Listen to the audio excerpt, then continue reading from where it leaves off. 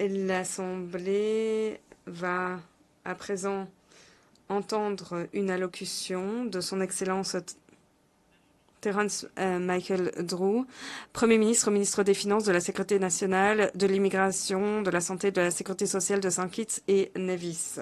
Je prie le protocole de bien vouloir accompagner son Excellence. Je l'invite à présent à prendre la parole devant l'Assemblée.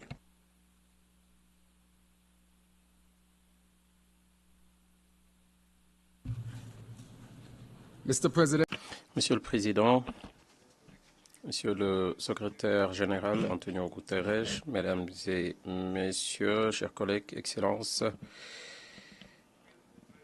chers concitoyens de des îles jumelles de Saint Kitts et Nevis, chers amis des quatre coins de la planète, aujourd'hui je prends la parole au nom de mon petit État insulaire en développement. Mais en réalité, je m'exprime au nom de toutes les nations insulaires, ces grands États océaniques qui ne connaissent que trop bien le coût de l'inaction. Nous sommes petits, certes, mais nos voix portent le poids de la montée des eaux, des tempêtes qui grondent et des moyens de subsistance qui sont au bord de la disparition. Un avenir durable pour les pays aidés demande plus que cela. Permettez-moi de saisir cette occasion pour rendre un vibrant hommage à son Excellence Denis Francis, dont la présidence de la 78e session a démontré la farouche détermination des Caraïbes. Merci pour vos bons et loyaux services. Nous sommes prêts à apporter les changements nécessaires pour arriver à un monde durable et sûr. Merci pour l'excellente manière dont vous avez dirigé nos travaux, Monsieur le Président. Je salue également le secrétaire général Antonio Guterres qui, avec une détermination à toute épreuve, s'est fait le chantre de la justice, de l'équité et de l'espoir.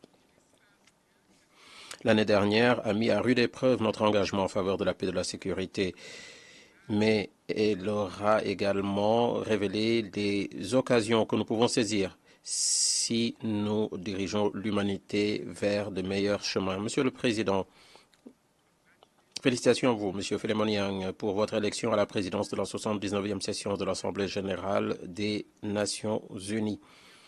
Nous sommes convaincus que sous votre houlette et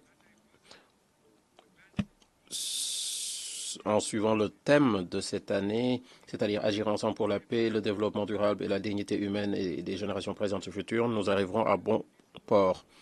Alors que nous nous retrouvons dans cette salle, Auguste, je me souviens des paroles de l'ancien secrétaire général des Nations Unies, Kofi Annan.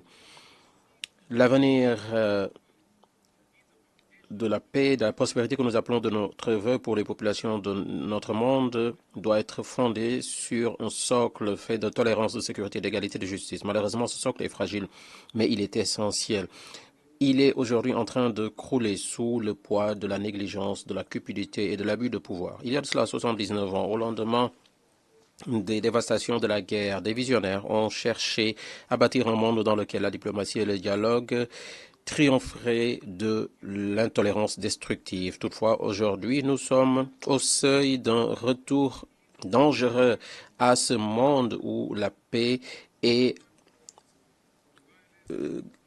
pointée comme une arme, où les armes sont romancées, où la violence est exaltée dans la poursuite du pouvoir absolu. Nous n'avons plus besoin de ces platitudes diplomatiques. Nous avons besoin d'une humanité imprégnée dans la décence, dans la justice, dans l'équité, dans l'inclusivité.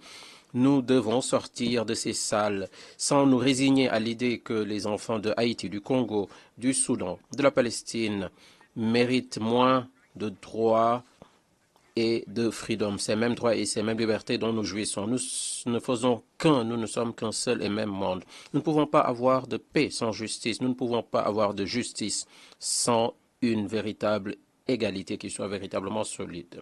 Dans les Caraïbes, notre réalité faite de marées montantes qui emportent nos espoirs, de vagues de chaleur accablantes qui embrasent nos rêves. Voilà notre réalité. Nous demandons au Dieu la pluie et nous recevons des inondations, ce qui emporte nos maisons et nos avenirs, notre futur.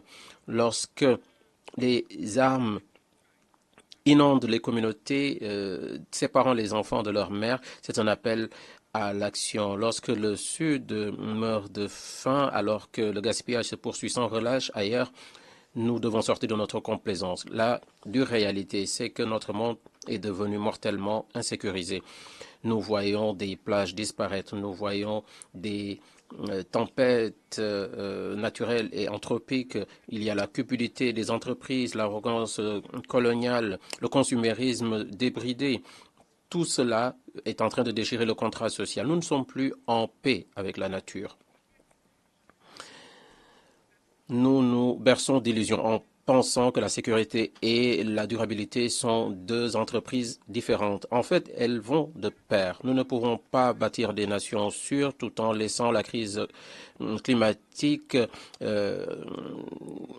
compromettre l'avenir des autres. La sécurité, c'est bien plus que l'absence de conflit. C'est la présence de la dignité, de la justice et de l'espoir. Des générations avant nous, le mouvement des travailleurs de St. Kenneth Levis ont ouvert la voie à l'émancipation fondée sur les principes socio-économiques et de la dignité humaine. Et aujourd'hui, je me fais mien cet appel. Nous devons faire mieux, nous devons être meilleurs. Nos ambitions doivent être plus grandes, nos visions plus claires. Lorsque nous disons ne laisser personne pour compte, agir ensemble pour le progrès de la paix, du développement durable et la dignité humaine pour les générations actuelles et futures, eh bien cela ne doit pas être une phrase creuse, ce doit être un engagement sacré, un engagement fait à toute âme des nations les plus riches aux petits États insulaires. Lorsque les eaux montent dans le sud, même le nord va en ressentir les conséquences. Lorsque les forêts brûlent dans les pays du nord, le sud aussi sera asphyxié par la fumée. Parce que nous sommes tous sur une même planète. Nous ne sommes qu'une seule et même race humaine. La pandémie a laissé des séquelles qui se font encore ressentir. La fragmentation économique mondiale risque de creuser les fossés qui nous séparent des petits États insulaires en développement comme moi. L'échec à relever ces défis n'est pas seulement décevant, c'est une sentence de mort. L'heure tourne et nous ne pouvons pas attendre davantage. Nous devons agir et agir maintenant. Aujourd'hui, les Caraïbes se préparent à une saison d'ouragans intenses et tout cela est causé par le réchauffement des océans et des tempêtes sans précédent. Nos frères et sœurs de la Grenade, de Carriacou, de Petite Martinique, de Saint-Vincent des Grenadines se relèvent encore de la dévastation causée par l'ouragan Beryl, qui est devenu le premier ouragan de catégorie 5 au mois de juillet. Dans les Pacifiques, nos collègues restent exposés aux typhons incessants qui ravagent leurs îles. Et au moment même où je vous parle, dans la partie sud-est des États-Unis, l'ouragan Hélène déchaîne sa colère. Les vies et les moyens de subsistance sont aujourd'hui en péril, alors que les communautés se préparent à la prochaine attaque. Les hôteliers de mon pays pensent que leur travail est menacé. Les plages qui étaient le poumon de notre économie, de notre tourisme, sont en train de disparaître. Les plages qui attiraient les visiteurs des quatre coins du globe sont en train d'être submergées par les océans qui ne cessent de monter. Les pertes seront irréversibles si nous n'agissons pas et surtout si nous n'agissons pas maintenant. Les objectifs de développement durable étaient censés nous préserver de cette dévastation, nous offrir un programme de progrès permettant de bâtir notre résilience et de sauvegarder tous nos citoyens. Toutefois, malgré cette promesse, d'après le rapport 2024 sur les ODD des Nations Unies, seuls 17% des cibles sont en bonne passe d'être atteintes. Près de la moitié des cibles ont montré des progrès minimes, voire modérés, et un tiers sont à l'arrêt ou ont même reculé. L'horloge tourne et nous devons tout faire pour éviter que ces réalités ne soient de véritables réalités à l'avenir. Au mois de mai 2025, le gouvernement de St. Kitts et Nevis accueillera le sommet sur le développement durable des îles et sur l'innovation. L'objectif, faire progresser le développement durable dans les îles. Cet événement est organisé autour du thème suivant, avenir durable pour les communautés insulaires. Nous ferons fond sur la 4e conférence sur les PIED en 2024 et nous nous pencherons sur les défis auxquels se heurtent les nations insulaires. Nous appellerons à l'action un espace qui nous permettra de façonner des solutions pratiques et de nouer des partenariats qui iront au-delà de nos frontières. Nos îles sont des sentinelles du changement climatique et des laboratoires du développement durable. C'est dans cet esprit de responsabilité partagée et d'action urgente que je vous adresse une invitation chaleureuse à vous, leaders des nations insulaires. Je vous invite à venir pour vous engager en faveur d'un changement réel.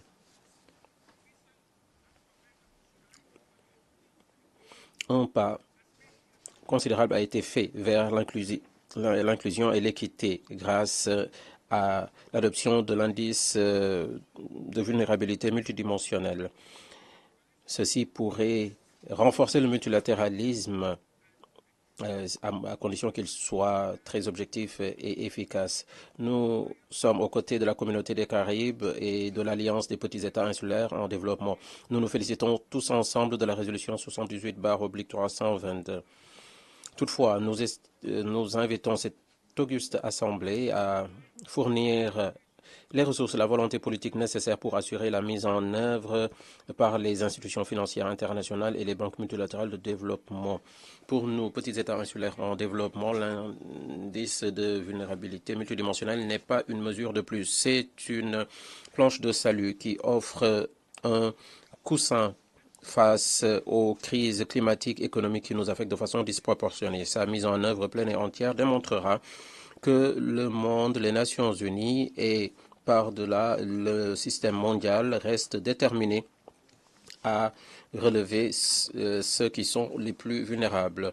Il permettra de restaurer un système qui non seulement reconnaîtra la vulnérabilité, mais s'y attaquera. Le moment est venu de refaçonner les Nations Unies, de réformer sa structure afin qu'elle reflète la réalité d'aujourd'hui. Bien trop de voix restent non entendues, trop de nations restent marginalisées. Le Conseil de sécurité doit véritablement représenter les régions les plus vulnérables aux menaces de notre temps. Je veux dire l'Amérique latine, les Caraïbes, mais aussi l'Afrique.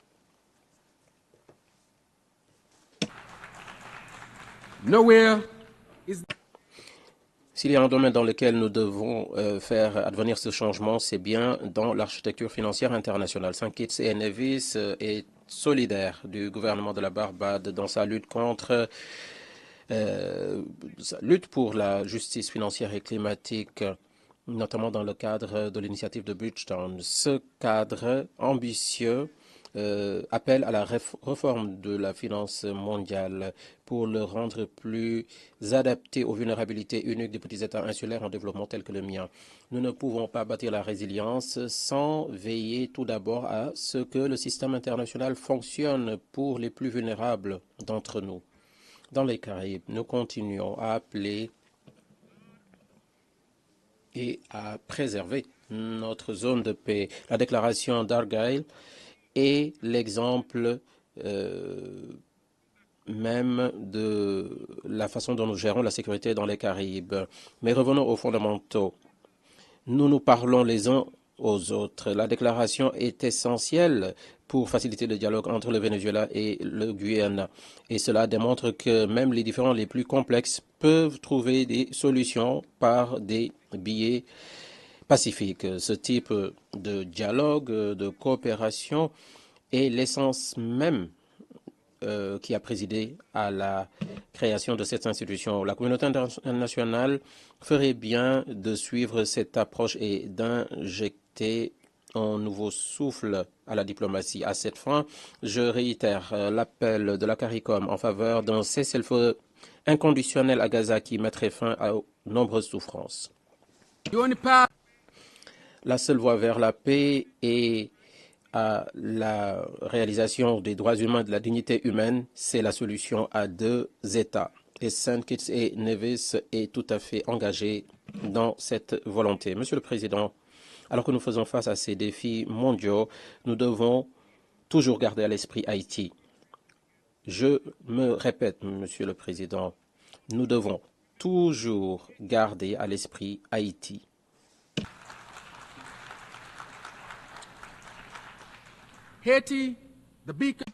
Haïti est le porte-étendard de la résilience et du courage. Il est à la croisée des chemins entre le présent et l'avenir. Saint Kitts et Nevis ainsi que la communauté des Caraïbes appuient fermement le travail du Conseil transitionnel national qui cherche à créer les conditions propices à une solution politique multipartite.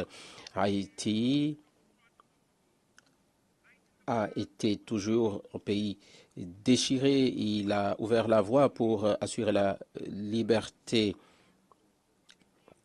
Nous devons appuyer Haïti, pas parce qu'il souffre, mais parce qu'il est le symbole de la résilience humaine et de la défiance face à l'injustice. Avec la mise en place de la mission d'appui sécuritaire multinationale, la communauté caraïbe cherche à inaugurer une nouvelle ère pour les familles haïtiennes. Et à ce titre, je voudrais remercier le peuple et le gouvernement Kenya pour sa contribution.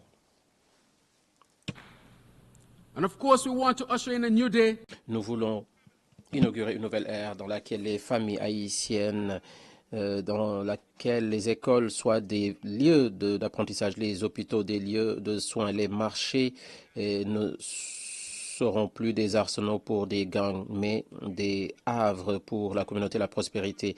Un avenir de Haïti qui soit marqué par la sécurité, la durabilité et qui permette de connaître la paix et qu'il mérite. Monsieur le Président, l'année dernière, cet organe a envoyé un message très fort au peuple cubain, un message d'espoir, un message de soutien. L'embargo qui a isolé Cuba pendant plusieurs décennies est illégal. Et pourtant, il continue d'être une tâche sur notre collectif, sur notre conscience collective. Saint Kitts et Nevis se joint à la communauté caribéenne pour appeler à la fin de cet embargo injuste et pour la suppression de Cuba de la liste des pays soutenant le terrorisme, cette liste de départements d'État américains.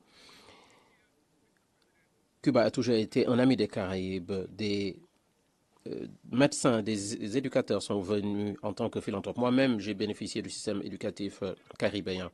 Au lieu de dénigrer cette île, nous devrions plutôt apprendre de ces solutions durables qui ont donné des moyens d'action à sa population et à la région. Un Cuba plus fort, plus durable, renforcera la sécurité et la durabilité des Caraïbes. Monsieur le Président, dans le même ordre d'idées, nous ne devons pas oublier Taïwan. Le peuple de Taïwan a prouvé plus d'une fois leur engagement en faveur du développement durable. Le thème de notre session, ne laisser personne de côté, nous appelle à exiger l'inclusion de Taïwan dans les travaux du système des Nations Unies, notamment au sein de l'Organisation mondiale de la santé et de l'Organisation de l'aviation civile internationale. Le leadership de Taïwan dans les domaines de l'innovation et de la technologie n'est pas seulement un atout, c'est un besoin pour la communauté internationale si nous voulons relever les défis de demain. Les Nations unies doivent élargir leur vision pour inclure Taïwan, une nation dont l'exclusion ne fait que saper les buts et principes que nous défendons, à savoir la paix, le développement durable et la dignité humaine. Monsieur le Président, chers collègues, citoyennes, citoyens de Saint Kitts et Nevis, citoyennes, citoyens du monde, Saint Kitts et Nevis ne fait pas la manche. Nous ne demandons pas aux gens de s'apitoyer sur notre sort. Nous demandons des partenariats. Nous avons engagé un voyage transformateur pour devenir la première île durable de l'hémisphère occidental, guidée par les 7 piliers suivants: sécurité alimentaire, transition énergétique, sécurité alimentaire, industrie durable, habitat durable, économie circulaire et protection sociale. Et pour ce faire, nous prenons des actions hardies et tangibles. Nous sommes en train de construire des centrales de désalinisation renouvelables qui fonctionnent 24 heures sur 24, 7 jours sur 7. Nous avançons dans l'énergie géothermique sur nos 2 îles et nous essayons d'élargir cela au reste des Caraïbes. Nous construisons dans le même temps notre premier hôpital moderne intelligent du point de vue climatique. Nous bâtissons également des solutions de logement abordables et intelligentes du point de vue du climat pour que les personnes vivent de façon sûre, durable. Nous sommes en train de finaliser le premier projet solaire stockage, le plus grand des Caraïbes, et nous sommes en train également de renforcer la production alimentaire locale. Nous avons créé un fonds médical pour les enfants afin que les familles puissent avoir accès aux soins médicaux vitaux pour leurs enfants. Et j'ajouterai, Monsieur le Président, que cela a permis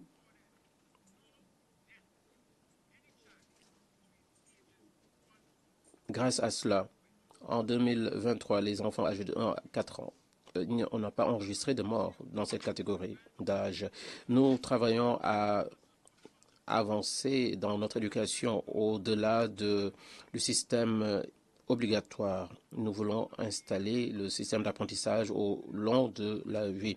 Tout cela, Monsieur le Président, montre au monde que nous ne faisons pas que nous plaindre. Nous ne voulons pas seulement être une partie du problème. Nous voulons faire partie de la solution. C'est la raison pour laquelle nous allons continuer à nouer des partenariats. Chers amis, nous sommes aujourd'hui à la croisée des chemins. Nous ne pouvons plus nous permettre le luxe de l'inaction. Nous devons saisir le moment et agir avec le courage que cela exige. Nous devons rejeter la façon usuelle de faire les choses. Nous devons mettre en avant les personnes au-delà des profits. Nous devons accorder la priorité à la planète au lieu de la puissance. Alors que nous nous rassemblons ici, n'oublions jamais que nous sommes tous les intendants de ce monde fragile. La marée qui monte ne connaît pas de frontières et les incendies des conflits brûlent sans discrimination. Pour les Saint Kitts et Nevis, pour les Caraïbes, pour les petites nations insulaires dont le futur est en péril, je vous demande de vous tenir à nos côtés. Alors que nous levons la voix, tels les océans, soyons puissants, appelons à un avenir où la paix ne sera pas seulement l'absence de la guerre, mais la présence de la justice, de la durabilité et de l'espoir. Monsieur le Président, citoyennes, citoyens du monde, dirigeants du monde, vous tous ici présents ensemble, saisissons ce moment et façonnons ensemble l'avenir. Ensemble, soyons fiers et soyons forts. Ensemble, agissons maintenant, car le moment d'agir, c'est maintenant. Je vous remercie. On behalf of the Assembly, au nom de l'Assemblée, je tiens à remercier le Premier ministre et ministre des Finances, de la Sécurité nationale, de l'immigration, de la santé et de la sécurité sociale de Saint Kitts et Nevis.